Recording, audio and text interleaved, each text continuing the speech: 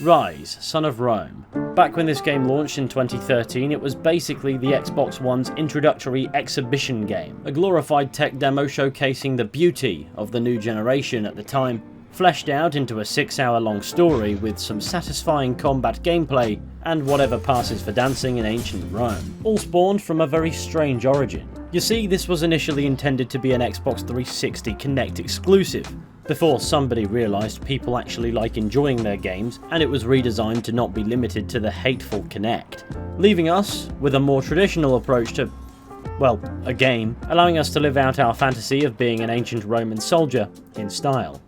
What could possibly go wrong? Well, as it turns out, this game was received about as non-spectacularly as possible, which is perhaps the worst fate a game can suffer. A great game can be remembered for being great, and a bad game can be remembered for being funny. But when a game is reviewed as an enjoyable time, albeit a bit shallow and forgettable, what do you think people in general think about such a title 11 years after its release? Well, it's simple, they don't. After all, if a game gives you no reason to truly care about it, why should you remember? And that's the fate that Ryse, Son of Rome suffered. But even if at times it's hard to remember a title, they may yet still have value. They can still be enjoyable games, perhaps more so when you aren't paying full launch price for them over a decade after release. And I suppose that's what's drawn me back to playing Ryse, Son of Rome for some reason. A game I'd only ever played once in the past and completed in one sitting. And I mean, it can't be too bad because I only bloody went and did it again, which within itself may be taken as a critique of how fleeting the experience actually is, but I also like to think, at least for me, it provides an enjoyable 6 hours of gaming. Though were it any longer, it would very quickly become purgatory. For the money you can get it for these days, I'd like to think it's somewhat worthwhile. And so, for reasons that boil down to I simply fancied it, we're going to revisit Ryse, Son of Rome, and get to the bottom of whether or not this game's any good to play in 2024, or if it simply was a tech demo glorified as an Xbox One launch title purely to showcase what that generation of consoles was capable of. And while I don't believe this game was underrated as such, I definitely think it had value, so allow me to chat some bollocks and tell you exactly what I mean. Now let's talk about this game's main selling point. Back in 2013, its graphical fidelity was something to behold. This was, and in many ways still is, an incredibly aesthetically pleasant game. Nobody could argue with the resolution, the lighting bounced quite nicely. Faces were very 50-50, but still a million times better than anything Ubisoft has come out with in the past 6 years. Guys, why is the upcoming Fable's main protagonist my dad? No matter, the pleasing visuals translate quite nicely from what are obviously rendered cutscenes into gameplay. And on that front it made a pretty firm statement, no demonstration of what that generation of consoles was going to be capable of. And in that it filled its role as a tech demo. Back when the Xbox One launched in 2013, this was the game people played to showcase what the future of gaming was going to look like. Not that it always necessarily did thereafter, nor was that particularly an issue that I've taken. And this demonstration of graphical capabilities in 2013 wasn't innately a negative. If anything, it was a positive that a game could look this nice, this distinct from the previous generation. And so what would truly matter is what the game did with everything else. This is unfortunately where Ryse, Son of Rome didn't really go on to prosper. I mean, plot-wise, let me ask you a question. Have you ever seen Gladiator? Well, reshuffle some plot points, add some tasteful, fantastical elements, and you've got Ryse, Son of Rome. And in failing that, you're not far off. We play as a Roman soldier named Marius Titus, or as I like to call him, Tinnitus, and he's the master of forbidden ancient Roman dancing techniques. And in his Roman home, his family are brutally slaughtered by barbarians who attack the city for some reason. Let's suspend disbelief at barbarians attacking Rome at the height of its power for a minute. It does, after all, get explained later. A bloke comes along and offers Marius a chance at revenge, to transfer to the 14th Legion and sail for the rebelling province of Britannia, and he's got the right idea. When shit hits the fan, blame the British. And now that we're in the British Isles, we'll spend the next 4 hours killing identical enemies over and over again, in quick-time events that don't seem to care if you actually engage with them, where it becomes painfully obvious where the game's budget went. Which is perhaps the saddest part about playing Ryse, Son of Rome. It's a game with genuine potential, and yet aside from the visuals, nothing seems to have ventured far past the stage of concept. It's disguised comfortably enough to preserve the game's sense of cinema, But as far as gameplay is concerned, what you see is what you get. The combat has a nice, satisfying assortment of kill animations, slightly ruined by your enemy's entire body glowing a colour associated with a button on your controller that the game doesn't even mind if you just don't bother pressing. Variety in enemy archetypes isn't huge, nor is there really a trick to any of them. And as far as I can tell, the combo meter's primary function is to clutter the screen, as nice as it is. Don't get me wrong, it's a very fun combat system, for a bit, but there's no point in which it evolves. It's shallow and remains more or less the same for the entire game. But that doesn't mean it's entirely void of rewards if you choose to experiment, within reason. You can activate a kill animation by wearing your enemy down until a skull appears above their head, at which point you have a window of time to activate the animation as opposed to just hacking and slashing them to death. But if you do this to 2 enemies in close proximity and activate this button, you can kill 2 enemies at once in a nice double kill animation, which I genuinely like. However, there is no triple kill animation, so fuck you. Ryse Son of Rome never goes out of its way to tell you this double kill animation is there, you simply have to discover it on your own, which makes it rewarding to discover. But any other kind of experimentation is quickly met with a brick wall. And so the silky smooth, brutal combat animations very quickly grow old. There are animations that activate only when a certain environmental factor has been met, for instance, impaling somebody against a brick wall or kicking them off a ledge, but considering just how much of the game is just open conflict, I don't think there's enough variety here to keep it fresh. You do of course have a drop down menu so you can reshuffle how you prioritise your reward for these kill animations. For instance, you can have it focus on gaining experience, so you can level up your experience gain or your health or something like that. There's nothing really too deep in the upgrade system, and if you play a new game for some reason, your upgrades carry over, so I couldn't really adequately explore with that. But this drop-down menu basically allows you to choose whether you want your kills to go towards regaining health, focus, gaining more experience, or doing more damage. And that appears to mirror what there actually is to level up. It's not a hugely in-depth system. You can just level up your damage output, how much damage you can take, how much focus you can stock, and the assortment of other things of value here are modest, and that isn't a huge problem for a 6-hour long game. In fact, variety is my second greatest criticism with this combat system. There isn't enough of that, but I've also noticed these quick time kill animations, they don't punish you at all. If you press the wrong buttons, or indeed don't press a button, you'll just get told that you made a recruit hit as opposed to a legendary one or a centurion one or something, and to me that's just arbitrary crap. Sure, it might contribute better to the combo, but I don't really see the value in having a combo multiplier. Combo-based combat, in my opinion, works best when it's used as a challenge of efficiency. In every game it's used in, it's more or less irrelevant to your progression, but it's a challenge in both keeping up the tempo and avoiding getting hit. It encourages you to utilise variety in the tools at your disposal to keep things moving quickly. And as a result, in other games that use such a system, when you see that number growing silly, you know it's because you're going sick. It's there to encourage you to think ahead to keep the streak alive, and it provides you with a variety of tools with which to accomplish this, and a variety of differing obstacles that keep you thinking. It's a simple exchange of engagement and satisfaction.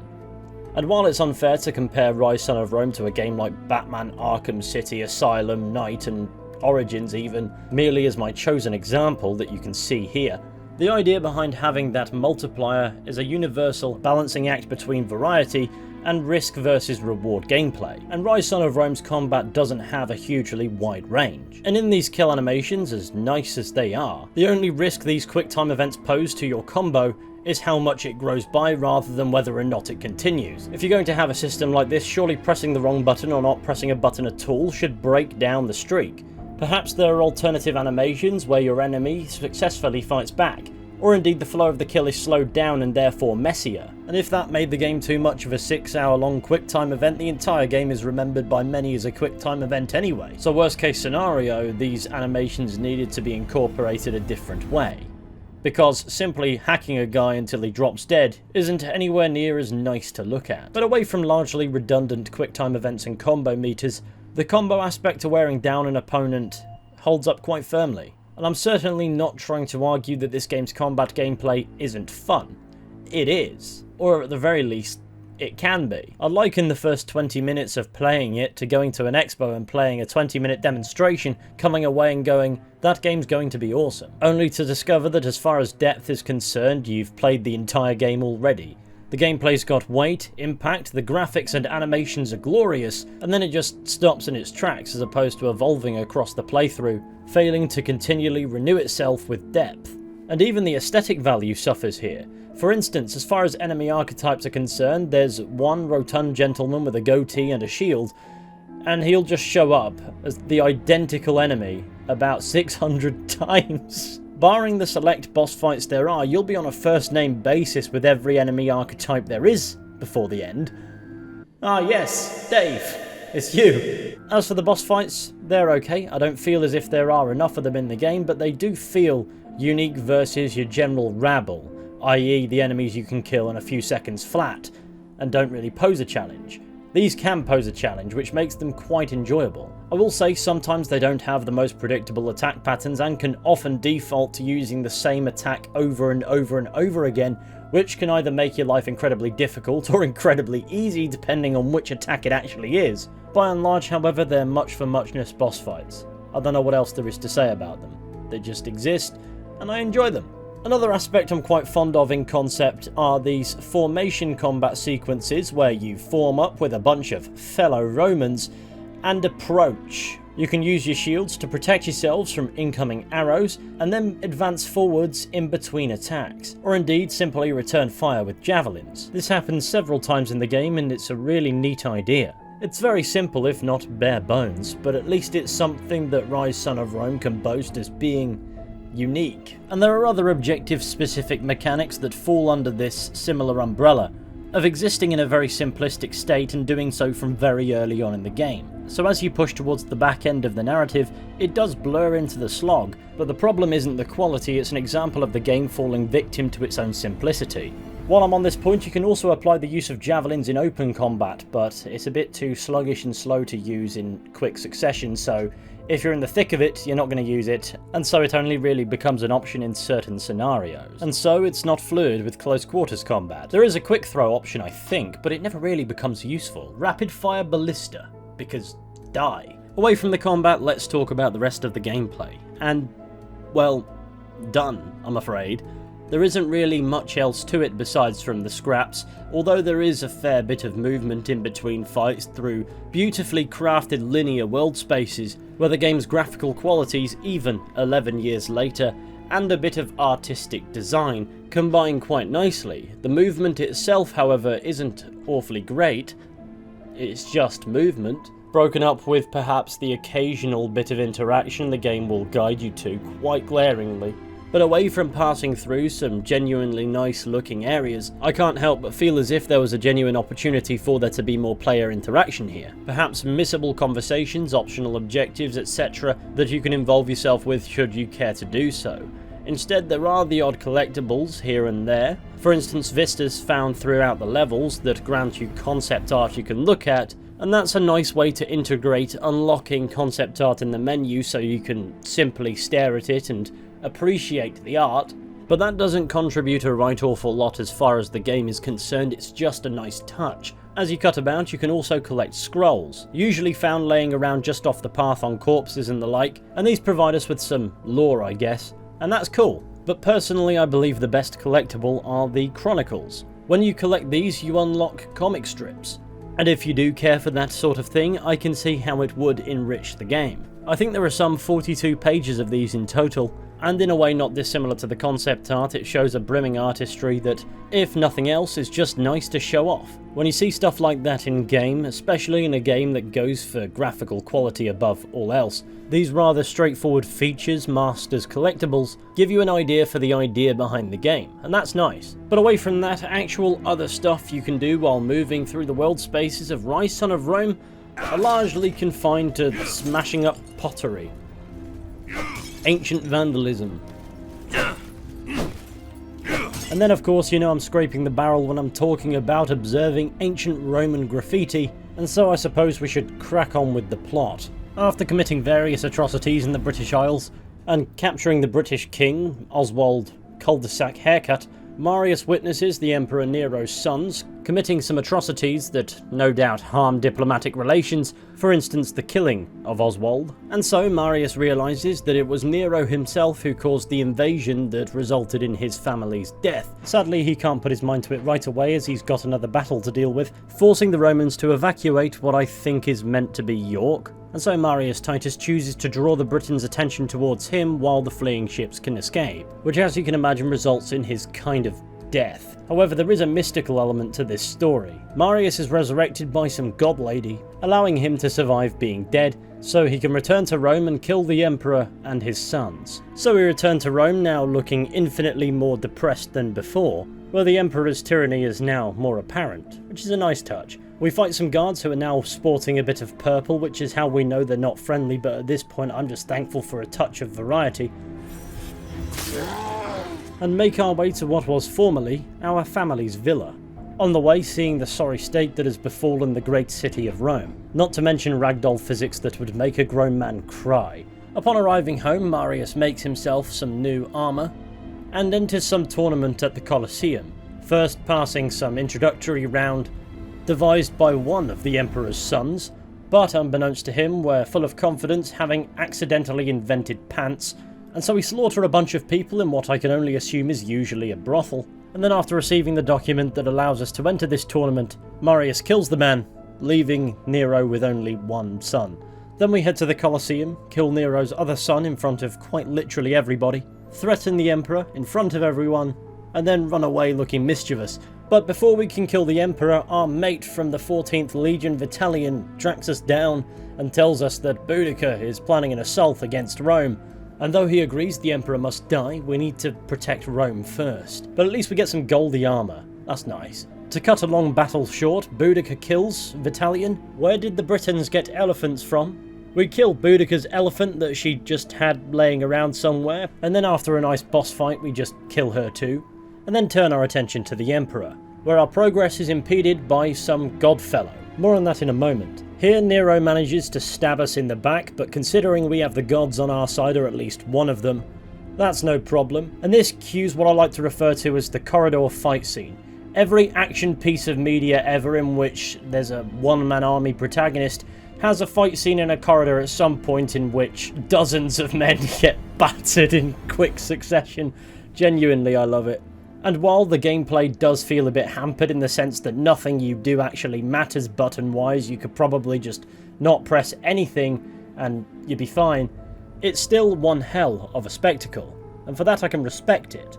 And in these last few visceral moments you can see where Ryse Son of Rome's priorities were, in creating an aesthetically glorious game, and then almost forgetting to make it a game. The cinematic executions on display here are excellent, it's just a damn shame that they may as well be a cutscene, because no button you press actually impacts what's happening on screen. It effectively is a cutscene, but that shouldn't take away from how brilliant it is visually as such, as this moment in particular is in its own way standout, because both the game's best and worst features are coming together. It feels spectacular because it's spectacularly choreographed, and it also feels poor because any player input is a placebo. No matter, once we're through this corridor, Marius lobs Nero off a balcony, impaling him on a statue of himself, and then falls to his own death, not to be resurrected again.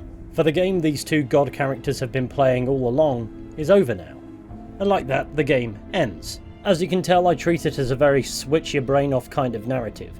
I enjoy it, I just don't think it's anything necessarily spectacular. It's also nothing terribly bad either. It's well acted, and that supernatural element to it is quite interesting, and like I said earlier in the video, fairly tasteful. There is a certain level of curiosity to why these godlike entities are interfering with the affairs of Rome, and also why they're going against each other as if it's a competition. But everything else kind of feels to me like the calibre of plot you just enjoy without having to think too much about. And I can get behind that every once in a while, especially when everything else about the game sets my expectations at that nice low level. And if that's the kind of game that this is, the type of title you switch your brain off to and unwind, then £7.99 for 6 hours of that isn't a bad deal in my opinion. Bearing in mind the game is 11 years old. Had I paid launch price for it in 2013, I'm sure I'd have a much more negative opinion overall. Because Ryse Son of Rome's flaws are glaring, it's a very short, shallow game, and I think not necessarily for full launch price, especially not now, but as a game to simply fire up, and allow the troubles of the day to disappear as you slaughter people who don't exist, with brutal execution animations. There is a value in that, even if Ryse Son of Rome didn't rise far enough in any department that wasn't its graphics, which, to be fair, still hold up fairly well. I'm sure under a microscope it's no longer technically impressive as such, but there are still many games that struggle to look even this good, even if being an incredibly linear, small, rudimentary hack and slash no doubt made room for that. But it's a reasonably well polished game, as you'd expect of one of this vintage, that any issues would have been patched out fairly quickly over a decade ago, and its biggest issue is it falls victim to its own simplicity a lot. So I can understand why people would choose to view this as a tech demonstration rather than a game, even though it is actually a game, because that was the function it best served when it was new. That being said, I do think it got something of a second lease of life from its gladiator mode that people seem to rave about. But regardless, for my ultimate thoughts, Ryse Son of Rome may never have been a game equipped for longevity, and it certainly doesn't appear to have had much of it, but it was a conceptually sound idea that really never truly explored itself in a way that would give it a fighting chance at being memorable. And yet, if you've got a few hours free and are down on games to play, it's certainly not one to entirely overlook even this far down the line, as its age means its price is a fraction of what it was when it was new, and along with that come the expectations of the average player, and for what you do get out of it I would happily pay £8, especially when facing a modern market dominated by 100-hour-long experiences almost tailored to farm your time. I find myself more often than not playing much older games, and Ryse Son of Rome, despite its flaws, wasn't in my opinion too bad. And with that I bring today's video to its conclusion. Thank you all for watching, I hope you've enjoyed it. Be sure to go ahead, leave a like, subscribe, share the channel with your friends, all that wonderful stuff. It would be massively appreciated, of course only if you want to. I can't force you at gunpoint, though I am going insane. But with any luck, I'll be seeing you all very soon with another video at some point. But until next time, please take care, and goodbye.